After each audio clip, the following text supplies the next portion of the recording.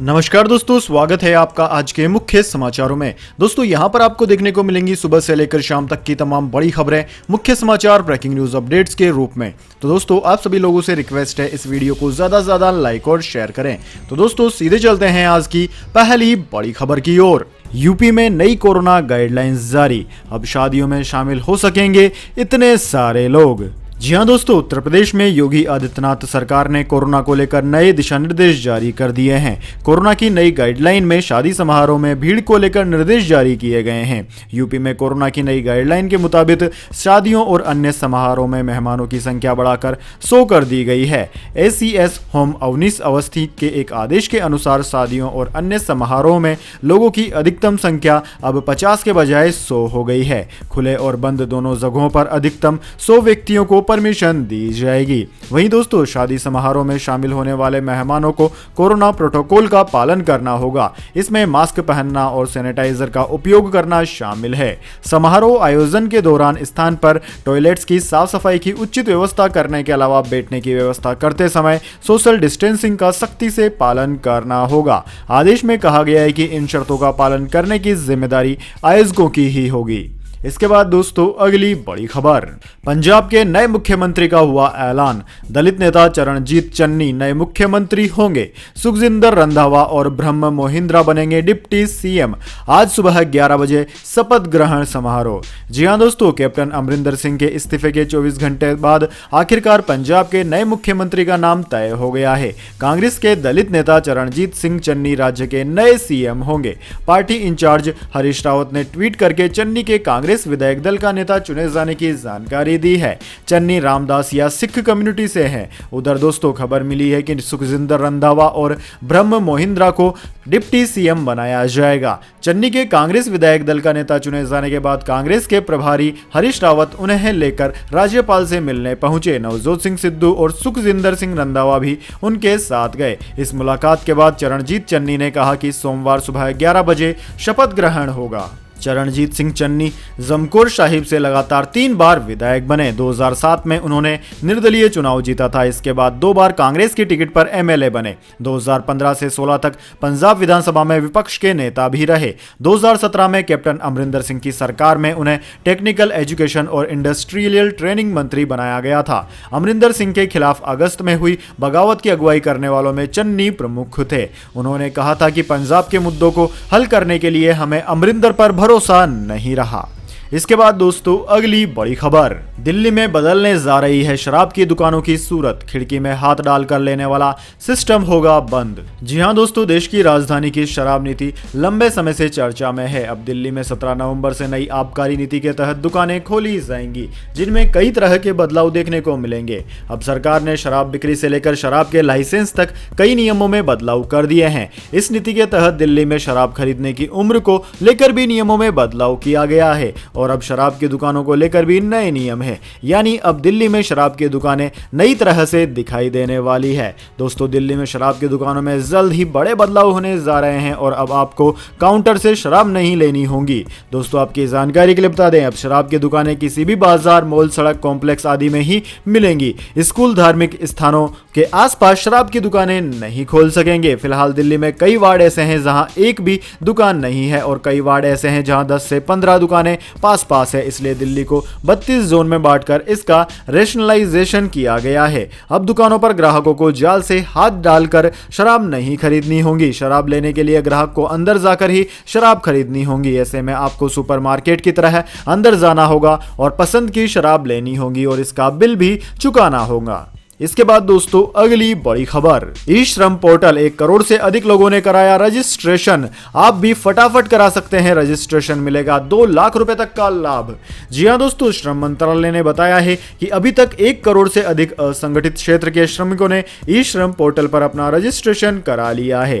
मंत्रालय ने एक बयान में कहा कि वर्तमान में 1 करोड़ से अधिक असंगठित कामगार ई श्रम पोर्टल पर रजिस्टर्ड हैं, जो कि असंगठित श्रमिकों का भारत का पहला नेशनल डेटाबेस है। से। मंत्रालय ने बताया कि प्रवासी श्रमिकों के रजिस्ट्रेशन सुविधा के लिए 26 अगस्त 2021 को अपने लॉन्च होने के बाद से ही इस ई श्रम पोर्टल पर लोगों ने बहुत ध्यान दिया है। मंत्रालय ने बताया कि लगभग 24 दिनों में 1 करोड़ से अधिक श्रमिकों ने इस पोर्टल पर अपना रजिस्ट्रेशन करा लिया है। यह पोर्टल कंस्ट्रक्शन, परिधान निर्माण, मछली पालन, प्लेटफॉर्म वर्क, स्ट्रीट वेंडिंग, घरेलू काम और परिवहन आदि क्षेत्र जैसे विभिन्न असंगठित क्षेत्र के श्रमिकों के लिए एक व्यापक डेटाबेस बनाने की तरफ पहला कदम है। इस असंगठित क्षेत्रों में प्रवासी मजदूरों का एक बड़ा हिस्सा काम करता है और रजिस्ट्रेशन के बाद उनको 2 लाख रुपए तक की सहायता मिल सकती है। इसके बाद दोस्तों अगली बड़ी खबर, मैदान पर फिर रनों की बौछार कर सकते हैं सचिन तेंदुलकर और वीरेंद्र सहवाग। इस टी20 टूर्नामेंट में खेलने की है उम्मीदें। जी हां दोस्तों, दुनिया के महान बल्लेबाज सचिन तेंदुलकर और पूर्व विस्फोटक ओपनिंग बल्लेबाज वीरेंद्र सहवाग एक बार फिर क्रिकेट के मैदान पर दिखाई दे सकते हैं। सचिन सहवाग के अलावा दुनिया के महान खिलाड़ियों में शुमार ब्रायन लारा, ग्लेन मैग्रा जैसे कई और बड़े सितारे भी मैदान पर दिखाई दे सकते हैं। न्यूज एजेंसी पीटीआई के मुताबिक भारत सहित कुछ अन्य देशों के पूर्व अंतर्राष्ट्रीय क्रिकेटर अगले साल मार्च में यूएई में होने वाले लीजेंड लीग क्रिकेट नामक टी20 टूर्नामेंट में हिस्सा लेंगे। टूर्नामेंट के आयोजकों ने शुक्रवार को यह जानकारी दी। आयोजकों ने फिलहाल टूर्नामेंट के लिए करार करने वाले खिलाड़ियों के नामों की घोषणा नहीं की है। उन्होंने हालांकि दावा किया है कि इसमें भारत, दक्षिण अफ्रीका, पाकिस्तान, श्रीलंका, ऑस्ट्रेलिया और इंग्लैंड के कुछ शीर्ष अंतर्राष्ट्रीय खिलाड़ी शामिल होंगे। इसके बाद दोस्तों अगली बड़ी खबर, अब नहीं दिखाना होगा अबू धाबी जाने के लिए कोरोना टेस्ट रिपोर्ट, बदल गए हैं नियम। जी हां दोस्तों, दुबई के रास्ते संयुक्त अरब अमीरात की राजधानी अबू धाबी जाने का इंतजार कर रहे भारतीयों को अब कोरोना रिपोर्ट दिखाने की जरूरत नहीं है, नहीं उन्हें क्वारंटाइन में जाना होगा। दरअसल अबू धाबी ने संयुक्त अरब अमीरात के सारे अमीरातों से आने वालों से कोरोना रिपोर्ट की अनिवार्यता को खत्म कर दिया है। 6 अमीरातों से आने वालों को अब तक कोरोना की नेगेटिव रिपोर्ट दिखानी होती थी, लेकिन अब यह प्रतिबंध भी हटा लिया गया है। कोरोना की रिपोर्ट 72 घंटे से ज्यादा पुरानी भी मंजूर नहीं की जाती थी। दोस्तों, अबू धाबी के पड़ोसी दुबई ने अपने राज्य में कोरोना की रिपोर्ट की अनिवार्यता को पहले ही खत्म कर दिया था। यहां बड़े पैमाने पर पर्यटक भी पहुंच रहे हैं। ऐसे में अबू धाबी ने भी अपने स्टेट में कोरोना की काबू में आती स्थिति के मद्देनजर अपने यहां पहुंचने वालों को कोरोना टेस्ट की अनिवार्यता को खत्म कर दिया है। इसके बाद दोस्तों अगली बड़ी खबर, राशन कार्ड से कट गया है आपका नाम, फटाफट दोबारा जोड़ने के लिए अपनाएं यह तरीका, तुरंत जुड़ जाएगा। जी हां दोस्तों, राशन कार्ड में कई बार गड़बड़ी होने की वजह से उसे रद्द कर दिया जाता है। इससे पहले सुप्रीम कोर्ट में एक याचिका लगाई गई थी जिसमें कहा गया था कि देश के अलग अलग राज्यों में 3 करोड़ राशन कार्ड रद्द कर दिए गए हैं। इसके पीछे आधार से लिंक नहीं होने की वजह बताई गई थी। ऐसे में आज हम आपको एक जरूरी जानकारी दे रहे हैं जो कि आपके लिए बेहद जरूरी है। दरअसल दोस्तों, राशन कार्ड में से नाम हटने की कई वजह होती है, जैसे कि आपका नाम किसी दूसरे राशन कार्ड में पहले से जुड़ा हो या राशन कार्ड आपका आधार कार्ड से लिंक नहीं हो, तब भी आपका नाम कट सकता है। दोस्तों, आपके राशन कार्ड के मुखिया की मृत्यु होने पर भी आपका नाम राशन कार्ड से कट सकता है, लेकिन ऐसे में अब आपको घबराने की जरूरत नहीं है। आप राशन कार्ड के लिए दोबारा आवेदन कर फिर से राशन कार्ड बनवा सकते हैं। साथ ही आप शादी के बाद पत्नी या फिर बच्चों के जन्म के बाद उनका भी नाम जुड़वा सकते हैं। अगर दोस्तों किसी कारणवश लाभार्थी का नाम भी अगर राशन कार्ड से कट गया है तो आधार कार्ड और अपना नाम जिस राशन कार्ड में जोड़ना है उस राशन कार्ड की फोटो कॉपी लेकर अपने पड़ोस वाले CSC सेंटर या फिर जन सुविधा केंद्र में जाएं। इसके बाद आपको वहां से रसीद मिलेगी, इसे आप अपनी तहसील में जमा करें। कुछ ही दिनों बाद राशन कार्ड में आपका नाम जुड़ जाएगा। इसके बाद दोस्तों अगली बड़ी खबर, आईफोन यूजर्स के लिए गुड न्यूज, आज से बदल जाएगा आपके फोन का नक्शा। iOS 15 अपडेट के धमाल मचाने वाले फीचर्स आ गए। जी हां दोस्तों, 14 सितंबर को एप्पल ने आईफोन 13, एप्पल वॉच सीरीज 7 और कई सारे प्रोडक्ट्स को लॉन्च किया। इन प्रोडक्ट्स के साथ साथ एप्पल के ऑपरेटिंग सिस्टम के नए अपडेट iOS 15 भी जल्द आने की उम्मीद की जा रही है। दोस्तों, आपकी जानकारी के लिए बता दें, एप्पल ने यह कंफर्म कर दिया है कि 20 सितंबर को एप्पल के ऑपरेटिंग सिस्टम का नया अपडेट iOS 15 जारी कर दिया जाएगा। दोस्तों, भारत में रहने वाले आईफोन यूजर्स को भी यह अपडेट आज रात ही 10:30 बजे मिल जाएगा। एप्पल ने आईफोन यूजर से यह भी कहा है कि वो iOS 14.8 पर अपने आईफोन को अपडेट कर लें, जिससे iOS 15 को डाउनलोड करना आसान हो जाएगा, क्योंकि यह अपडेट फोन को नुकसान पहुंचाने वाले स्पायरवेयर के बग को ठीक करने के लिए हाल ही में जारी किया गया था। इसके बाद दोस्तों अगली बड़ी खबर, सावधान, एसबीआई के ग्राहकों को किया गया अलर्ट, इस नंबर को करें इग्नोर वरना खाली हो सकता है आपका बैंक अकाउंट। जी हां दोस्तों, डिजिटल ट्रांजैक्शंस के बढ़ते चलन के साथ साइबर ठगी के मामले भी बढ़ रहे हैं। ऐसे समय में अगर आपसे एक भी गलती हुई और आप चूके तो साइबर ठग इसका पूरा अकाउंट खाली कर देंगे। इसी बीच देश के सबसे बड़े सार्वजनिक क्षेत्र के बैंक एसबीआई ने समय समय पर अपने ग्राहकों को इन फ्रॉड से बचने के लिए तरीके बताए हैं। दोस्तों, एसबीआई ने फर्जी कस्टमर केयर नंबर को लेकर एक अलर्ट भी जारी किया है। स्टेट बैंक ऑफ इंडिया ने अपने आधिकारिक ट्वीट अकाउंट पर हाल ही में एक ट्वीट कर अपने ग्राहकों को फेक कस्टमर केयर को लेकर अलर्ट जारी किया है। एसबीआई ने अपने ट्वीट में लिखा है कि फर्जी कस्टमर केयर नंबरों से सावधान रहें। ट्वीट में आगे कहा गया है कि सही कस्टमर केयर नंबर के लिए एसबीआई की आधिकारिक वेबसाइट पर जाएं। इसके अलावा गोपनीय बैंकिंग जानकारी किसी के साथ शेयर ना करें। एसबीआई ने बताया कि अगर आपके साथ भी ऐसा कुछ हुआ है तो तुरंत उसकी शिकायत करें। बैंक ने एक वीडियो शेयर कर अपने ग्राहकों को समझाया भी है कि कैसे साइबर ठग आपकी एक गलती का इंतजार करते हैं और आपके बैंक अकाउंट के लिए, जो कि बेहद खतरनाक हो सकती है। इससे आपकी जीवन भर की सारी जमा पूंजी एक झटके में समाप्त हो सकती है। दोस्तों, एसबीआई ने साइबर क्राइम हेल्पलाइन नंबर भी जारी किया है, जो कि है 155260। अगर आपके साथ साइबर कोई क्राइम होता है या फ्रॉड होता है तो आप इस नंबर पर कॉल करके शिकायत कर सकते हैं, जो कि है 155-260। इसके बाद में दोस्तों अब जान लेते हैं पूरी दुनिया और भारत में क्या है कोरोना महामारी की ताजा स्थिति। सबसे पहले दोस्तों बात करते हैं पूरी दुनिया की। तो दोस्तों, पूरी दुनिया की बात की जाए तो पूरी दुनिया में इस वक्त तक इस महामारी से संक्रमितों का आंकड़ा 21,94,56,000 को पार कर गया है। वहीं दोस्तों, इस महामारी से मरने वालों की संख्या 45,47,000 के पार है। इस महामारी से सर्वाधिक प्रभावित देशों की बात की जाए तो उनमें America, India, Brazil, United kingdom, Russia, Turkey, France, Iran, Argentina आदि देशों का नाम आता है। इसके बाद में दोस्तों बात कर लेते हैं क्या है भारत के हालात, लेकिन उससे पहले मेरी आपसे एक छोटी सी रिक्वेस्ट है। अगर दोस्तों आपको अभी तक हमारी न्यूज़ पसंद आई है तो इसे एक छोटा सा लाइक जरूर दे दें, और अगर आपको पसंद नहीं आई है तो बेशक आप डिसलाइक भी कर सकते हैं, लेकिन दोस्तों लाइक और डिसलाइक जरूर कीजिए, क्योंकि दोस्तों यही हमारी मेहनत का फल होता है और इसी से हमें पता चलता है कि आपको हमारी वीडियो पसंद आई है या नहीं। तो दोस्तों जल्दी से जान लेते हैं क्या है भारत के हालात। दोस्तों, भारत में इस वक्त तक इस महामारी से संक्रमितों का आंकड़ा 3,34,48,000 को पार कर गया है, जबकि दोस्तों इस महामारी से मरने वालों की संख्या 4,44,000 के पार है। दोस्तों, इस महामारी से सर्वाधिक प्रभावित राज्यों की बात की जाए तो उनमें महाराष्ट्र, केरला, कर्नाटक, तमिलनाडु, आंध्र प्रदेश, उत्तर प्रदेश, वेस्ट बंगाल, दिल्ली आदि राज्यों का नाम आता है। इनमें भी दोस्तों सबसे ज्यादा प्रभावित राज्य केरला ही है। केरला में हर रोज 15,000 से लेकर 25,000 के बीच में नए मामले सामने आ रहे हैं। इसके बाद दोस्तों अगली बड़ी खबर, आईटीआर भरने में हुई देरी तो लगेगी 5,000 रुपए की पेनल्टी, सिर्फ कुछ टैक्स पेयर्स को ही मिलती है छूट। जी हां दोस्तों, अगर आपने अपना इनकम टैक्स रिटर्न अब तक नहीं भरा है तो जल्दी से जल्दी इसको फाइल कर दीजिए। हालांकि आपके पास 31 दिसंबर 2021 तक का अभी भी मौका है, लेकिन अगर आप इस डेडलाइन को चूके तो आपको पेनल्टी देनी ही पड़ेगी। आईटीआर को समय पर भरना जरूरी होता है। अगर आप चूक जाते हैं तो आपको मोटे तौर पर 2 तरह से पेनल्टी भरनी होती है।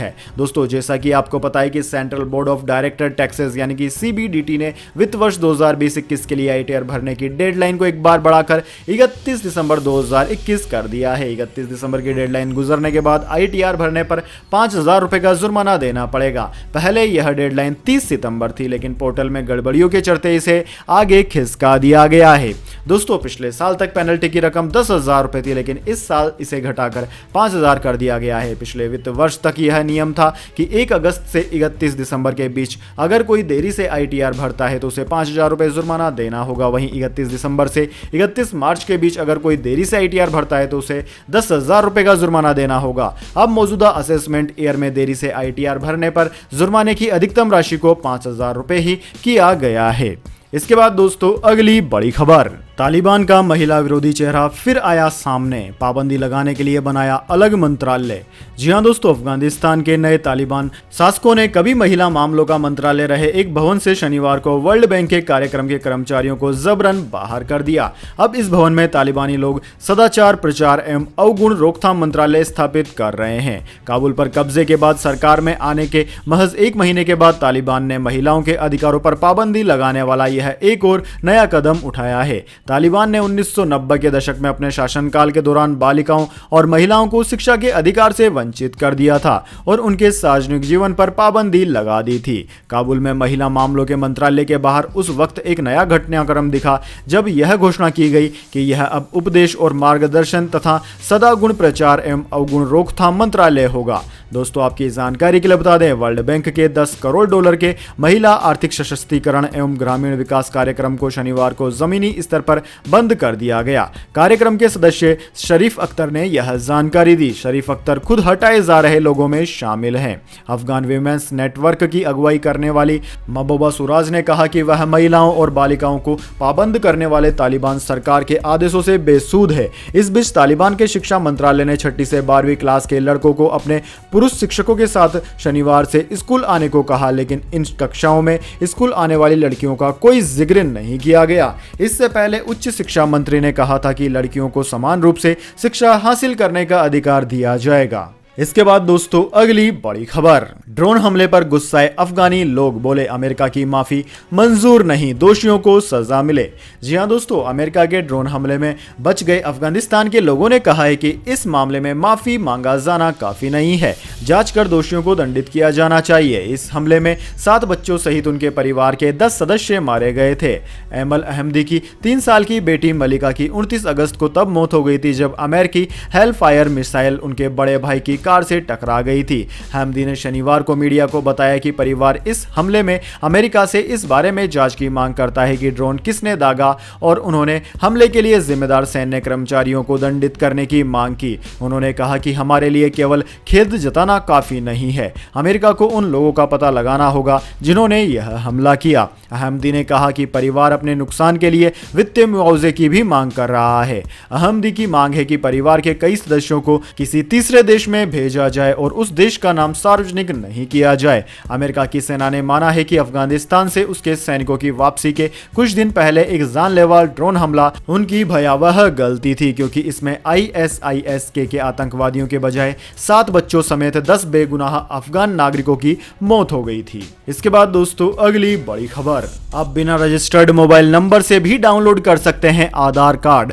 ये है आसान तरीका। जी हां दोस्तों, आधार कार्ड धारकों के लिए अच्छी खबर है। अब आप अपना आधार कार्ड बिना रजिस्टर्ड मोबाइल नंबर से भी डाउनलोड कर सकते हैं। दोस्तों, अभी तक यह रूल था कि जो नंबर आधार कार्ड से लिंक्ड है उस पर OTP आएगा, उसके बाद ही आप आधार कार्ड को डाउनलोड कर पाएंगे। लेकिन आधार जारी करने वाली unique identification authority of India यानी कि उदय UIDAI ने यह ऐलान किया है कि यह कदम उन लोगों की मदद के लिए उठाया गया है जिन्होंने अपना मोबाइल नंबर रजिस्टर्ड नहीं किया है। दरअसल दोस्तों, पहले यूजर्स को आधार कार्ड डाउनलोड करने के लिए आधार से जुड़े रजिस्टर्ड मोबाइल नंबर की जरूरत होती थी, लेकिन अब ऐसा नहीं है। दोस्तों, इसके लिए आप सबसे पहले UIDAI की आधिकारिक वेबसाइट पर जाएंगे और वहां पर माय आधार पर टैप करेंगे। यहां पर आप आधार कार्ड PVC कार्ड पर क्लिक करेंगे। अब आपको यहां 12 अंकों का आधार नंबर दर्ज करना होगा। यहां आप आधार नंबर के बजाय 16 अंकों वाला वर्चुअल आइडेंटिफिकेशन नंबर भी दर्ज कर सकते हैं। इस प्रक्रिया के बाद आप दिया गया सुरक्षा या कैप्चा कोड दर्ज करें। अगर आप रजिस्टर्ड मोबाइल नंबर के बिना कार्ड डाउनलोड करना चाहते हैं